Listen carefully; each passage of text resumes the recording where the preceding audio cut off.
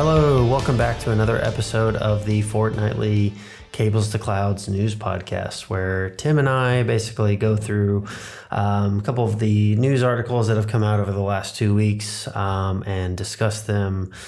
Tim gives all the hot takes. He has, those controversial opinions on the planet. But no, let's before we hop into that, actually, I do want to provide a bit of an announcement. So, Tim and I over the course of this podcast have frequently talked about things to do with Aviatrix because we both work there and we were coworkers there for a long time. But I have made a recent change. So I have actually moved companies to Fortinet as of last week. So I'm 3 days in, drinking from the fire hose, doing all that fun stuff. But just wanted to provide a quick update to the listeners in case you had not noticed it anywhere else that I'm working for a different company. So that's just a quick side note that I'll add there. Tim is very upset that we're not coworkers anymore, but luckily LinkedIn, we're still listed as employed at Cables to Clouds on LinkedIn, so we're technically still coworkers, right? Exactly. I mean, we don't draw a salary or anything, but yeah, we're coworkers, sure. I wonder how we still haven't figured out who reports to who. The org chart is still a little hairy, but we'll figure it out. Yeah. All right. With that out of the way, let's hop into the news. So first up, we have an article from channele2e.com, which this is. None of this has been confirmed by either of the vendors in play here, but it's a pretty strong rumor at this point that it sounds like VeloCloud, which you may remember from early SD-WAN days, was acquired by VMware several years ago. SD-WAN offering that then was acquired by Broadcom in the acquisition of VMware, is now reportedly being sold off to Arista Networks. So Arista, obviously, huge player in the data center networking space right now. They've been very successful in taking a lot of that business from Cisco and really kind of creating that groundswell and creating that market there. And now it looks like they're looking to strengthen their SD-WAN offering for an acquisition. This is all rumors, like I said, but it says it could be valued nearly around $1 billion. From what I've heard, I was under the impression that VeloCloud had kind of slowed on market adoption as of recent. I don't know if that has to do with the Broadcom acquisition. Obviously, we've made some comments about how Broadcom treats a lot of these things on this podcast, and maybe that it contributes to why some people would be a little bit hesitant to transact or move to VeloCloud, et cetera. But I think this is an interesting move.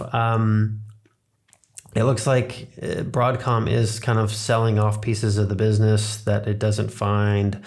Just based on what Broadcom has done in the past, I'm assuming this is not, what they consider their bread and butter, moneymaker type products. And I think there's mention in here that they sold off the end user computing option to KKR. I don't even remember that being announced, if I'm being honest with you, but that is listed in here as well. From my understanding, that Arista already had an SD-WAN product. I think it was called they did. Pathfinder. Pathfinder, but I think it incorporated into the Arista WAN routing system type thing. And it was this whole kind of portfolio as far as I know. Yeah, exactly. So it was kind of baked into there. So I don't know if this is going to fit in there or what they're going to do with it.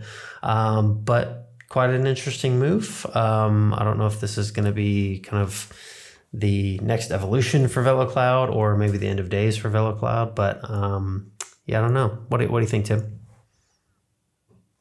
Yeah, I mean, this is typical PE behavior, right? Which, of course, Broadcom pretty much operates as a PE, so private equity firm. So, yeah, I can't say I'm surprised in any shape that Broadcom is divesting itself of pretty much everything that doesn't bring in the most money possible and just making what they can by selling it. Yeah, no, I don't have much to add that you haven't already covered. Arista is probably a good fit for VeloCloud. Yeah. There's a difference between like selling, when a business sells off its technology to another business, there's still a huge question mark around what does integration look like. So I think that still remains to be seen. Or they, it can't just be as simple as, I guess they could simply just take over VeloCloud customers and whatnot. But if they want to integrate it into their portfolio, I'm sure there's some work to be done there. And yeah, I think just like the whole Juniper, HP, Aruba thing that still hasn't obviously happened in terms of like where does the wireless fit in those portfolios, I think we're going to have to answer the same question. Like, are they just going to have VeloCloud to just have VeloCloud, or are they going to integrate it? And if they integrate it, what does it look like next to its its a homegrown offering, this that Pathfinder thing? Yeah, and from what I recall, I believe there is a VeloCloud SASE product as well. So I'm assuming this is going to go with that. So I mean, I don't know if Gartner's still doing Magic Quadrants specifically for SD-WAN, or if it's kind of evolved into SASE at this point. But that potentially puts Arista in a good spot there with kind of the rest of the market contention that they see there. So yeah, could be a good move, like you said. All right. In other news of things happening in the world of tech, looks like Charter and Cox Communications are merging. Although to be so, this is an article from CNBC, and the way the article reads, it actually reads less like a merger and more like Charter's acquiring Cox Communications, because when it's all done, it looks like Charter is going to be the name that survives. But yeah, so I mean, these are two huge cable companies. So it's not unusual for cable companies to merge. But what I found particularly interesting about this article is how it mentions that cable companies have been struggling, of course, since streaming services came out, which is, I think everybody knows that, right?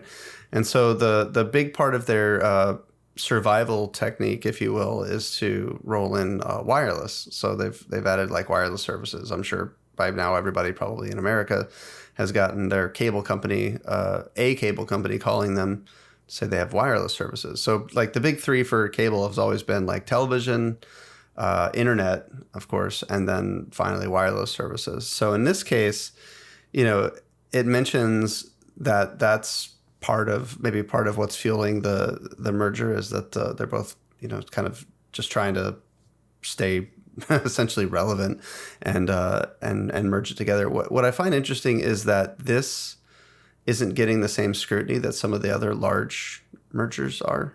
Because what is it? Comcast is still the biggest in America, I believe, by a lot, right? So maybe that's why. Maybe that's why it's not getting.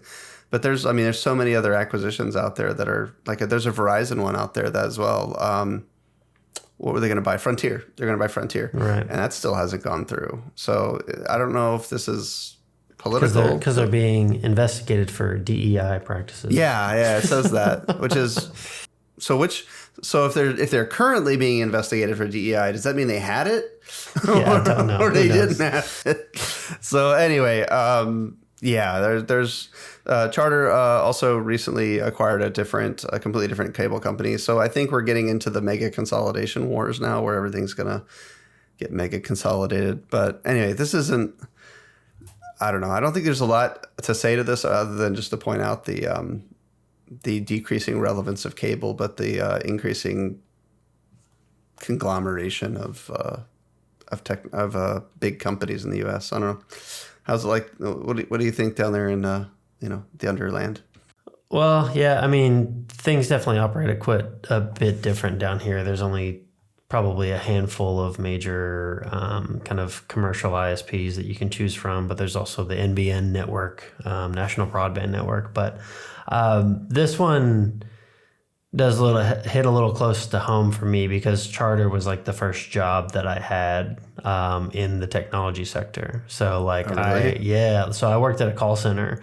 There's a huge Charter call center in Louisville, Kentucky, where I'm from. And just like troubleshooting commercial internet service, or not commercial, residential internet services. This is crazy. I worked at Cox as a tier 2 high speed internet rep. I was also one of my first tech jobs. Nice. I worked at Cox Communications in what is it, Virginia, in their call center as a high speed internet residential. How have we never fucking talked about this? This has never come up in our entire friendship over the last like 10 years. Nice. Yeah, that's funny though. Beautiful. So yeah, you're hearing this live on air. Me and Tim are discovering that we both got into this realm of networking probably in the exact same fashion, which is crazy. But yeah, so I worked for Charter for a few years, and then eventually like that's where I like got my CCNA and was like convinced that like that's what I needed to do. So I moved to their NOC and things like that. But all that aside, one thing that is weird is like you said, this is like it's weird even hearing reference them as Charter again, because I thought when they went through that recent acquisition where they acquired another insanely large telecom provider. No, it was Time Warner. Oh, really? Yeah, so they bought Time Warner, and then the kind of merge of Charter and Time Warner was supposed to be Spectrum. That was their new name. Yeah. But now it's back to being called Charter Spectrum again. So they've adopted the old name. So maybe they're going to have a new name for when Charter and Cox come together. I don't know. Yeah, good point. I forgot about that. But I mean, this says it's going to be Charter. So here in Raleigh, they still just like I get calls. I get email. I get mail, like spam messages and stuff from Spectrum. It just says Spectrum in the location. So I think it's per market, maybe depending on where the market is. And who knows them. I guess so. I mean, maybe I don't know if it's still a parent company or something like that. I mean, I think they probably do more than just this, but. Yeah, and just to be clear, when we were talking about wireless services, we were talking about like mobile services. Yeah, mobile. Yeah, specifically. Because I say that because when I worked in the call center, we also provided like home wireless internet, and I also was responsible for troubleshooting that. So, it's like you said, it's just kind of the super consolidation of all this stuff just to kind of turn a profit again, I think. Let's be honest, internet connectivity has become truly commoditized and is just basically used as an underlay for the applications that we want to run on it, even from a business and a kind of commercial perspective, right?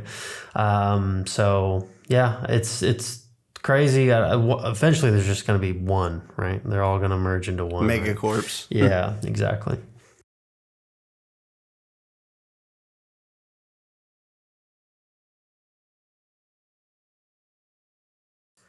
All right. Next up, another article from CNBC, actually. This was reported on by several news outlets, but we found this one was probably the one that had the most info in there. So as of recent, and if you've been on LinkedIn in the last 2 weeks, you've probably noticed a bit of this, but Microsoft actually laid off of about 3% of its global workforce, which I know 3% doesn't sound like that much, but for a company as big as Microsoft, that does turn out to be about 6,000 people. So odds are someone that was directly impacted by this.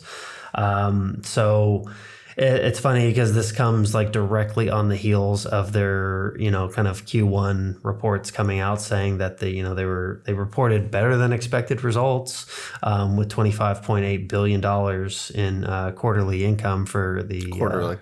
Quarterly income. So that's nearly $26 billion in one quarter. Yet they needed to lay off 6,000 people. So like better than expected. So what were you expecting to lay off 7,000 people and you were able to cut that? Like, it's just like, this shit's getting old, man. Like, it's like, I know it's kind of like the rules of the game, but like it's so demoralizing. It just keeps happening. So yeah, I don't know if you have any additional comments here, specifically Tim. Yeah. So, I mean, in the article actually says what their reasoning was. Basically, they're using layoffs to pay for their AI capital investment. So, if that doesn't there's not much more to say beyond that, right? At some point, there's not going to be people to buy the products that you guys are selling anymore. It's a snake eating its own tail, and I've said it so many times. I mean, capitalism really became cancer when we started favoring shareholders over stakeholders. Yeah. So, and that's never been more obvious as this freight train gains speed towards the mountain that it's going to crash into at some point.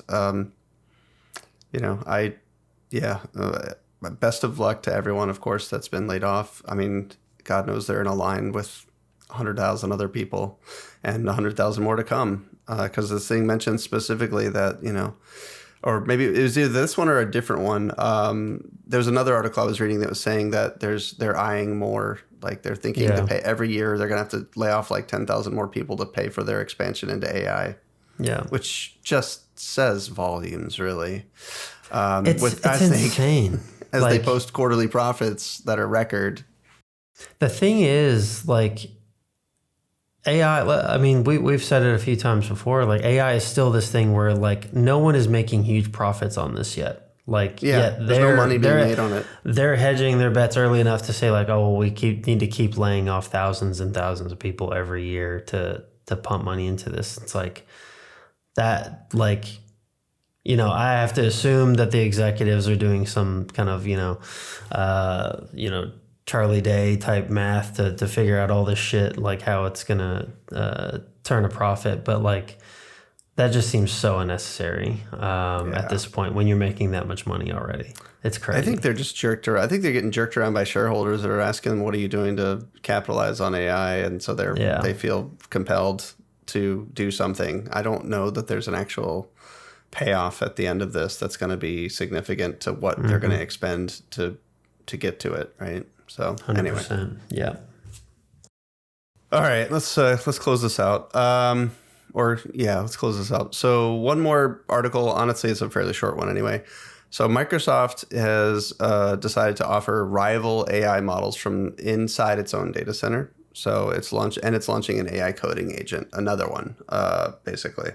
So they're going to be offering models from XAI,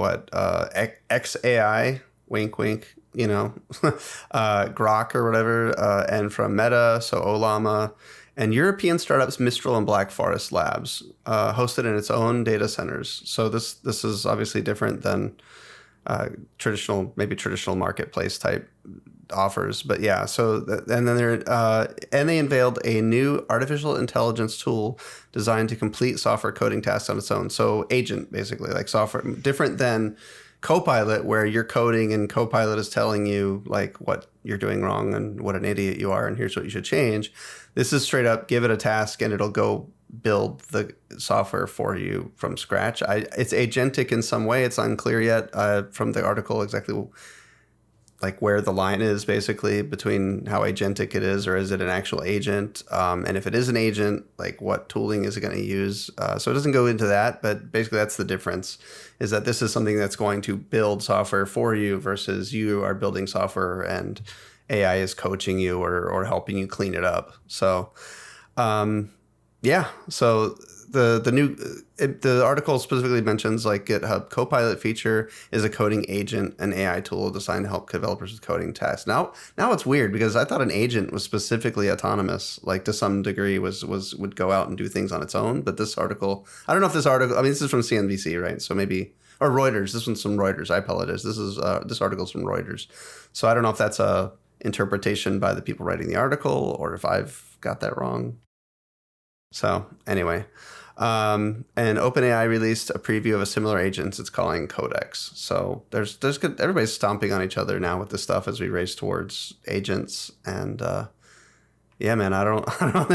That's about it. It mentions that moving forward, agents are probably going to actually end up mixing models because the more autonomous it gets, the more different tooling you can draw from to build your agent. So yeah, I don't know, man. Brave new world. Yeah, I would say the announcements in this one are, clear enough to justify that you should lay off 6,000 people. That's for damn sure. Right? Yeah. I mean, think about how much money. Yeah, exactly. Billions and billions. Yeah. One last thing in the article that is interesting. Microsoft said it was creating a way for AI agents to have the same kind of digital identifier as human employees inside of company systems. This, I don't know how they're going to do it, but this is something I've been railing against for a while, which is this idea of, we talk about like MCPs and agents and autonomous coding tasks and exchanges of tooling with like no security, right? So this might be the first step towards some kind of security associated with AI workloads or AI tooling or something, which is desperately needed. We should move into AI security right in time for this whole thing to desperately need it, as attackers are blowing everything up.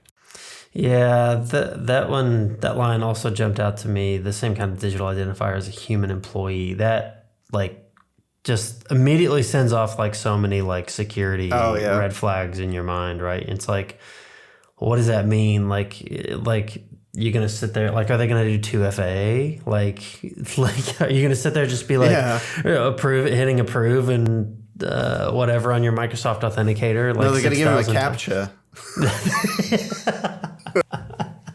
And then the tool slide the puzzle piece into place or whatever. Right, like, exactly. Yeah.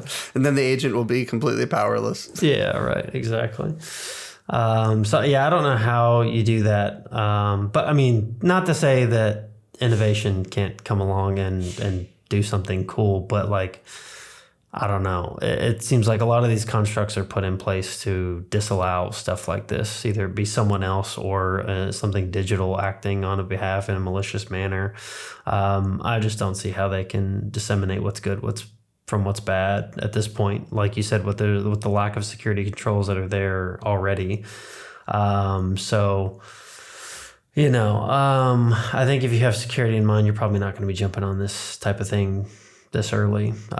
Just hold, keep the horses ready. Eventually this stuff may get worked out, or it may kill us all. We'll see.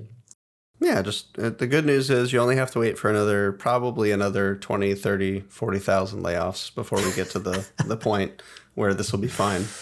At first I thought you were going to say, wait about 20, 30 years. I was like, brother, I probably won't even be here in 20, 30 years. All right. On that note, we will go ahead and wrap up for this week. So thank you so much for joining us. This has been the Cables to Clouds Fortnightly news update. All these articles are put into a Word doc that's in the show notes. So if you want to check that out, please give that a click. What did I say that one week? It was like throw a click on that link or something like that. I can't remember. Yeah, I don't know. Yeah, but do that thing. Subscribe to all this stuff. Click on all the things. Share this with a friend. And with that, we will see you next week. Goodbye. Yep, see you.